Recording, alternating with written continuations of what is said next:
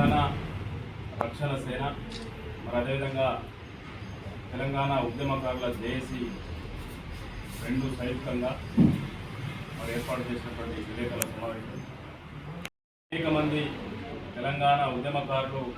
పాల్పంచుకున్నారు. రాష్ట్ర సాధనలో భాగస్వాములై పనిచేసింది. 69లో చేసినటువంటి ఉద్యమకారులకు కానీ మరి మొన్న మలిదశ ఉద్యమంలో పాల్గొన్నటువంటి ఉద్యమకారులకు కానీ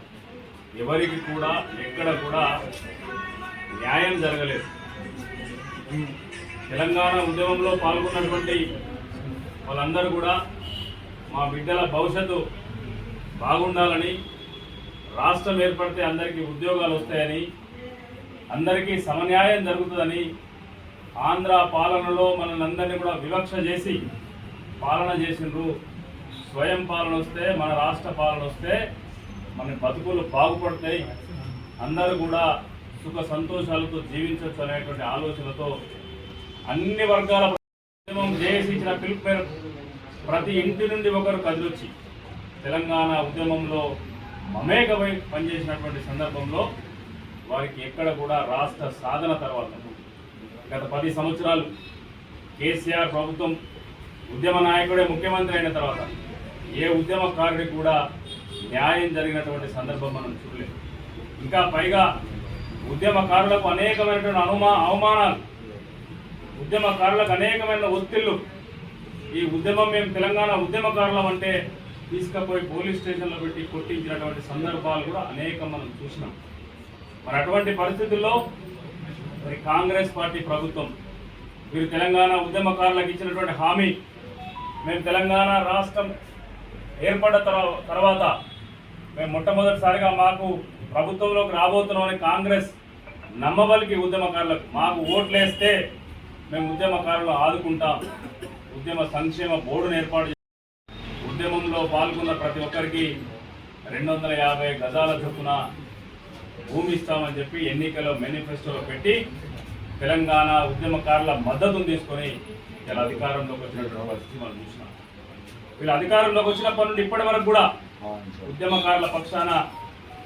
ఏ ఒక్క కార్యక్రమం కూడా తీసుకున్నటువంటి సందర్భం మనం చూడలేదు. ఈరోజు కవితమ్మ 2 సంవత్సరాలు అవుతుంది కాంగ్రెస్ పార్టీ అధికారంలోకి వచ్చి ఉద్యమకారుల పక్షాన ఏం మాట్లాడతలేదు.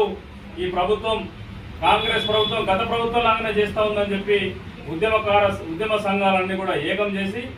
రౌండ్ టేబుల్ సమావేశం పెట్టి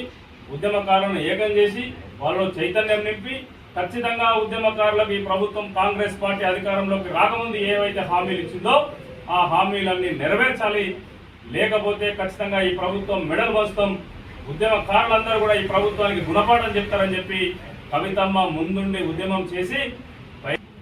కరీంనగర్ జిల్లా మానాకొండూరు నియోజకవర్గంలోకి వచ్చి జాలెగుట్ట దగ్గర ఉద్యమకారులందరూ కూడా భూ పంపిణీ భూ పోరాటం మొదలుపెట్టిన తర్వాత ఈ ప్రభుత్వంలో ఒక చలనం వచ్చి, ఈ కాంగ్రెస్ పార్టీ ప్రభుత్వం చలనం వచ్చి ఇలా కేకే కంపెనీ మీరు ఇచ్చినటువంటి వాగ్దానం మేరకు వాళ్ళ హామీలు నెరవేర్చాల్సింది పోయి ఇప్పటికీ కాలయాపన చేస్తూ ఉన్నారు. మొన్న జూన్ 2 నాడే రాష్ట్ర ఆవిర్భావ దినోత్సవం జరుపుకున్న సందర్భంలో ఉద్యమకారులకు ఒక స్పష్టమైన హామీ వస్తుంది కావచ్చు అని చెప్పి ఉద్యమకారులందరూ కూడా ఎదురు చూశారు. కానీ ఈ కాంగ్రెస్ ప్రభుత్వం ఉద్యమకారుల పక్షాన ఏ హామీ కూడా ఇవ్వకుండా ఇంకా కాలయాపన చేస్తుందని చెప్పి మరి ఇప్పుడు జూలై 2 తారీఖు నాడు కవితమ్మ నాయకత్వంలో ఇలా జూలై 2న భూ పోరాటం చేయబోతా ఉన్నాం. మరి జూలై 2న జరిగేటువంటి ఉప్పల్ బగాయత్లో జరిగేటువంటి భూ పోరాటానికి